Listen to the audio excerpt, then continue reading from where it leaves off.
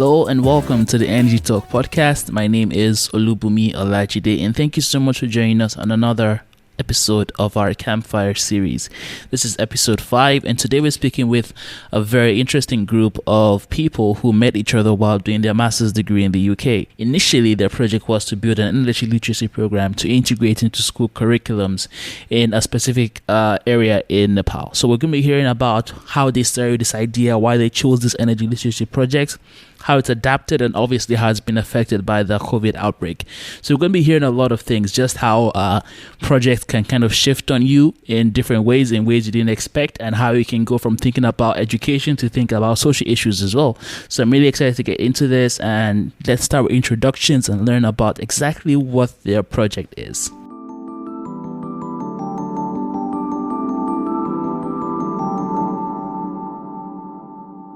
Yeah, I'll just start with that. I'm Joshua. I'm currently based in Germany, and I studied in industrial engineering and management at the Technical University in Berlin before going to Durham for my master's in new and renewable energy. That's also where I met Kushal. We studied along there. And then after finishing my master's in October last year, I went to Nepal to work for a solar company. So we worked in doing solar projects for irrigation and electrification in rural areas in Nepal. And that's where I met Pramod as well, and where we got together for the project for the first time. And since then it's going on. But now also, because of the current situation with the virus, I moved back to Germany and started my PhD here now in the south of Germany. So my name is Kushal Gautam, and I'm based in Kathmandu. So I was born and raised here. And so last year I was in the UK pursuing my master's, like Joshua said, and I came back here, and then basically there was a lot of options. I was trying to figure out what I want to do next, and one of them was so last year I attended this Student Energy Summit in London. And as a spin-off, I think they had this energy program, a student energy program that I was really interested in. So when I came back here, I discussed with Pramod and Joshua whether we want to pursue that, and we all were excited about this. And and besides that, besides this program, I also manage a consulting firm. It's a very recent consulting firm. My specialization is in solar technologies. So I've worked in off-grid technologies, on-grid technologies, mostly in the technical side. So right now I'm basically looking into kind of broadening my horizon. Hi, I'm Pramod Rizal, and I have been working as a researcher at Institute for Integrated Development Studies. And last year I also went to UK for doing my master's in economic policy analysis. And after returning from the UK, then we talked with each other, with Joshua and Kushal, to engage in this kind of projects. And in my graduate level study also, I have done a research related to energy. In Nepal, we have the hydropower sector is one which contributes a lot in energy sector, and I have also done thesis in that topic. And currently I'm involved in a few projects related to economy and energy. Thank you. So our project is in the field of energy literacy, and we are currently working on building a curriculum for the topic of renewable energy as an extension of the national curriculum in Nepal. And this is basically focusing on primary school education, and then some more solution-based approaches for secondary education as well. Right. So basically the motivation for this project was that we thought that currently, as it is now, there is some coverage of renewable energy systems in the school curriculum so we're basically focused in years from 1 to 8. So just kind of going through what's covered now, it's very basic. They introduce the renewable energy technologies, they show how it works, but what we thought that we could bring in, and the gap that we saw was that now that climate change is such a hot topic and renewable energy is a part of that sphere where we are interested in, we thought that, okay, if we can integrate a higher level of knowledge in renewable energy technologies than what it is right now in the curriculum, that means basically showing the pathway ahead. What are the challenges in the local and global context? Where are we now? What needs to change? So all these things are missing in the current curriculum. So we thought that we could kind of bring that into integration with the current revision that is going on with um, the curriculum and the textbooks that are currently in practice. Well, yes, it's focused in Nepal, but specifically one place. So it's in South Lalitpur, which is south of Kathmandu, just adjacent to Kathmandu. So it's just focused there right now because that's the pilot site. So we're not going nationwide right now. Okay. Where I think I'll tell you more about the project as we progress further. But yeah, just in general, we're just focused in one area right now. We're working with locally based NGO, which is called Center for Rural Technologies, and they have a gender and social inclusive program under the. So that's the implementing program of this renewable energy curriculum. So initially, when we submitted our application for student energy, we thought that, okay, we were quite ambitious. I should be honest. So we were ambitious, and we thought, okay, we're gonna kind of break the bring something profound into this renewable energy curriculum nationally, which didn't happen, and which was quite ambitious for this 8-month project. But basically, then we decided that, okay, we'll go with Center for Rural Technologies that is already in that space, that's already working with renewable energy textbooks and the Teachers Association. So we're supporting them. And before COVID-19, we basically submitted a feedback based on their pilot projects.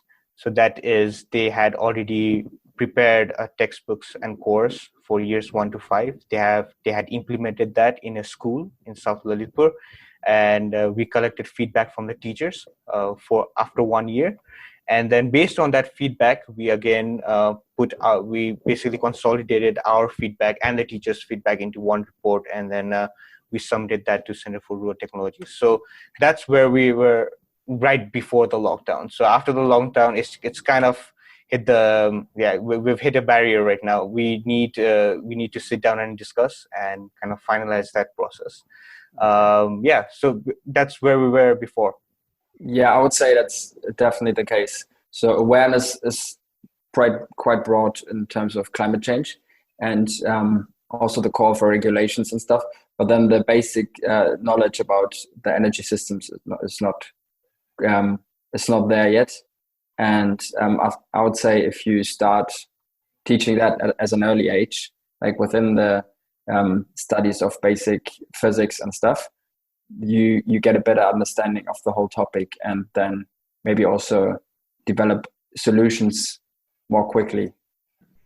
Right. So right now we're basically waiting for the lockdown to be more relaxed, so that basically all the teachers group and the NGO partner and us, we can kind of meet together in one room and discuss the changes. So it's been really tough to kind of coordinate remotely because some of the teachers are in remote locations with little to no internet connection. So because of that, even though some of us are connected, we can't kind of get everybody in one place to discuss it. So but we decided that, so for 2 months it was a halt, and then after that we decided that, okay, we'll move together and then we'll kind of start working on the curriculum development for next phase. So that would be for years 6 to 8. So we're kind of drafting the curriculum right now. We just kind of putting things together with what we have right now. And then once everything's relaxed, we'll get back together, and then there are two things to complete. First is to confirm that to discuss on the feedback that we provided before and kind of close that down so that the textbooks can go to reprint. And the next step is to kind of plan exactly how this curriculum is to be developed. So right now we're going independent with what we know, so that we have something while we go there in the next phase. But yeah, we will have to see how it goes.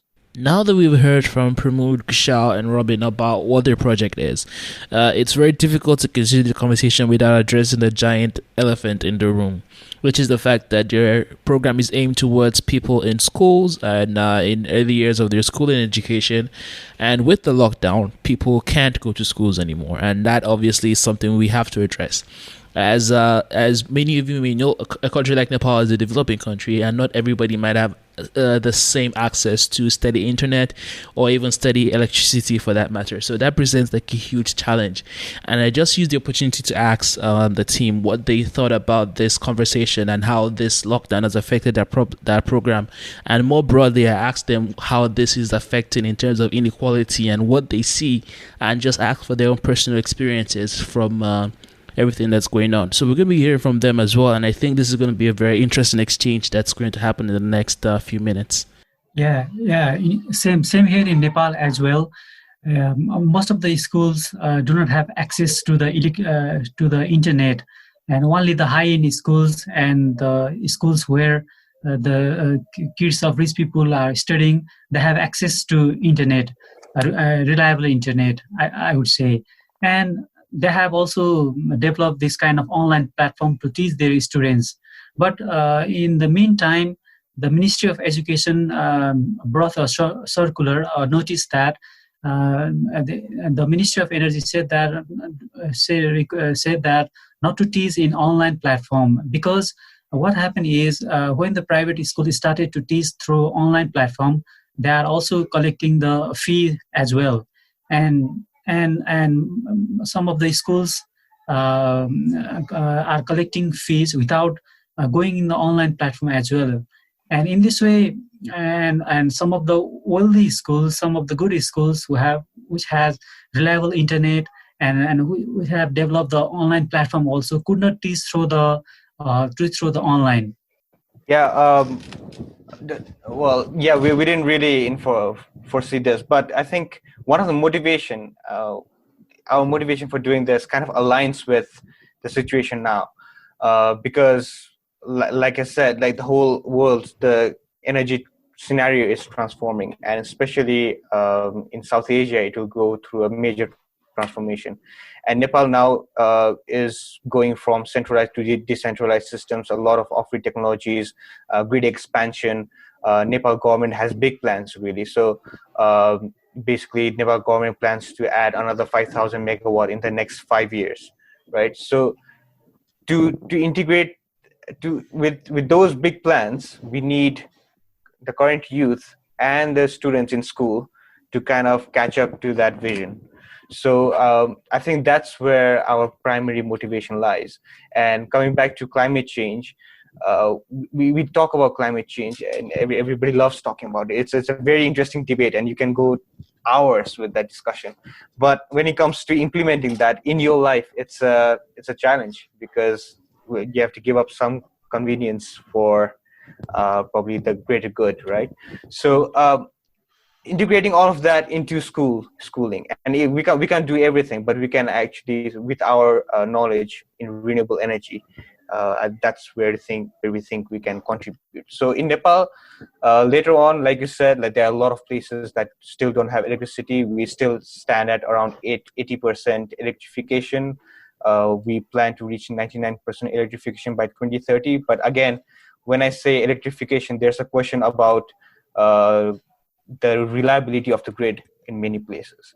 So to reach there, we need greater awareness in students right now, so that when they grow up, they think of these problems, and whatever sector they go in, they are aware of their energy usage, that they're conscious about what they're doing, they are conscious about the environment, and it becomes a default way of thinking rather than constantly being reminded about what's a good thing to do. Yeah, I agree. And something I've found with the conversations I've had is, so let me just give a bit of my background. I studied petroleum engineering, and I didn't know anything about energy policy or about climate change Oh, come on. You can't join this. You can join this call. And none of my professors, none of my lecturers even mentioned the thing about climate change. And this was 4 years through my studying, and it's after I got out and after I started this podcast, I started learning about energy policy is a thing. It's not just about engineering projects, and there's renewable energy, and there's climate change, and it's actually quite a big deal. And all these things are kind of like new information to me. And one thing that I've realized is in the conversation about climate change and renewable energy, something that always get highlighted is the level of inequality that you're forced to look at. It's almost like you can't ignore it. If you're working in the renewable energy sector, you're forced to look at people that don't have electricity access. You see the people that their families don't have a lot of income and they're in very rural areas, and the government have almost like left them alone. And these things have become some things that you can't really ignore. And since you guys have spent so much time working in the sector, is this something that you guys have also seen? Because you guys have way more years working in this and seeing this than I have. So is this something that kind of like you've seen and motivates what you guys do? Right. About inequalities, I think Joshua can provide a different perspective from ours, because my focus has been in the rural areas. So inequality in rural areas from energy systems, yes. So one thing that's still a barrier about taking energy systems, especially say in areas that don't have grid electricity, the options are solar energy, for Nepal at least, because we have good resource of solar energy. But still, a barrier of solar energy is that the upfront cost is huge, right? And then that's I think the biggest barrier. So still there are programs that are implemented through donor agencies by subsidies. So a lot of systems are highly subsidized, and they are implemented in different phases through donor agencies. In a way, that's good. There's a good and bad to that side. The good side is that, okay, people who previously didn't have electricity have electricity right now. But you think about, okay, the sustainability of the projects. And by sustainability, it's such a big word, but what I mean by sustainability in this sense is that tomorrow, because you're providing systems for free or at a very low cost, tomorrow there is no business environment in that area for solar, right? So people will always be expecting a free energy system. And in that sense, always the people who rank high within that community, and especially in Nepal, we have different caste systems. And it's usually when the program gets implemented, the people within the community who fall on the higher side, on the higher class level, are the ones that benefit first. And then the technology kind of trickles down to the marginalized groups, right? So there is inequality. If they were to buy systems themselves, then renewable energy technology, especially solar, is still expensive upfront. So there's a lot of areas that are being explored about access to finance, a different mechanism for subsidy mobilization. So there's a lot of so basically right now you'll hear that there has to be an innovative business model. I think the world is transitioning from straight off subsidy to some innovative business model where they can maintain a certain business environment within the areas that they're working on. So, and that will reduce inequality, and people who are actually in need will actually be able to access energy systems. Yeah, maybe I can have a little different perspective on that, because when I grew up, and also still when I studied, I always took energy access and the constant supply of energy, being it heat or electricity, as something granted. And it basically took until I studied in the UK when I came along the term energy poverty. And there was a professor really researching in that at Durham. And there's actually energy poverty is a big topic even in first world industrialized countries, especially now within this transition towards a like less carbonized energy system. And there's even in countries like Germany and the UK, there's death related to energy poverty, as people can't pay for their energy for their heating systems during the winter, whereas as a consequence, they get sick more often. And Kushal said it before, renewable energy systems mostly, not in all cases, but come with a higher upfront costs. And therefore, this whole transition towards more renewable energy systems does make energy a bit more expensive in nowadays. So we always need to see this social aspect of transitioning our energy sector, and we always have to regard the consequences in that case as well. Also in countries that are upfront in transition towards renewable systems. Right. So in my view, I think it should be the industry should grow holistically. It's not like one solution like that. You just promote the technology and everything's going to be fine. I think every citizen has to be aware, and that's a very massive challenge when every country has their own interest in mind, right? And to utilize their resources and then export it. So, and when we're talking about energy system in the future, about clean energy, we're talking global. We're not just talking local. So I think we need to have a global perspective, and for me, at least, with this project, it trickles down to education. Education just doesn't mean that you have a textbook that you're reading and you just memorize everything. It's about showing you the vision of what's ahead and for you to explore. So if we can provide that vision, especially in the energy sector, I think that's an impact that will roll over in the coming decades and probably take us towards the transition that we should. So what I would say is that people should be aware that I think in this future energy system, the focus is on the local level and the change happens on the local level. And whereas in the old system, or probably the current system, mostly centralized players kind of having the big share, the local authorities and the citizens themselves can actually drive that change, and that they should rather not see it as a challenge and a change to their lives, more like a chance to actually take a bigger role and get involved and provide for that change in the system. In my opinion, actually, the awareness is the key thing. That's why we have also chosen this education project.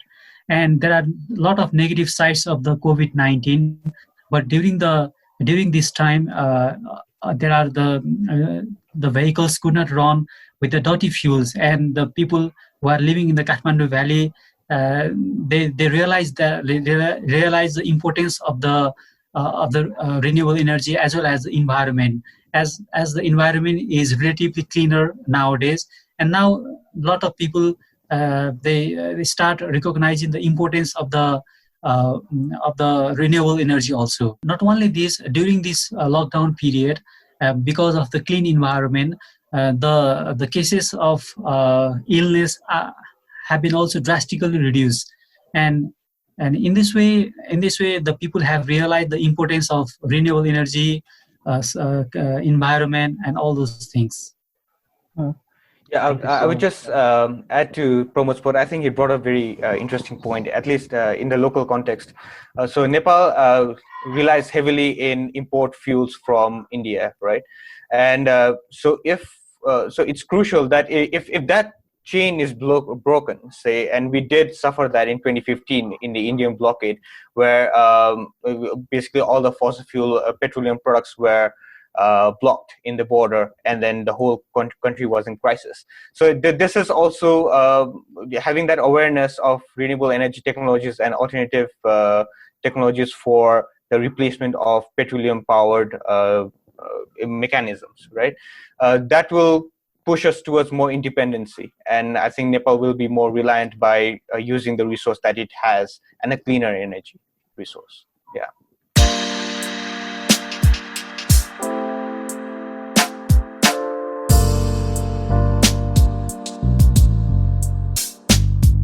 Thank you for joining us on another Campfire episode. This was a very great conversation with Pramod, Kushal, and Joshua. I want to thank them all for joining me on this episode.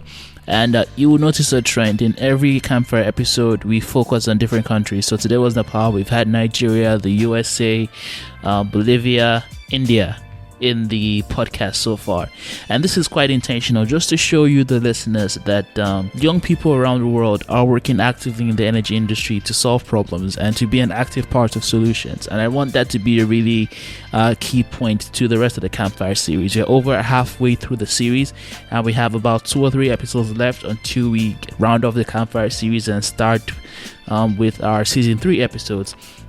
So it's really important that young people realize that it's never too late to start. There's always a capacity where you can apply yourself, whether it's locally, and especially with the internet and platforms that can give you opportunities and really boost your voice. So get involved. That's the best way to learn and the best way to find solutions where you can uniquely use your skills to apply yourself. So thank you again. If you love the podcast and you enjoyed this conversation, don't forget to subscribe so you don't miss out on our rest of our other episodes or Campfire series, and for when we start season 3 sometime in September. Don't forget to leave us a rating or review so more people can find the podcast, and I'll appreciate it if you join us again next time. Thank you so much, and I hope you have a wonderful week.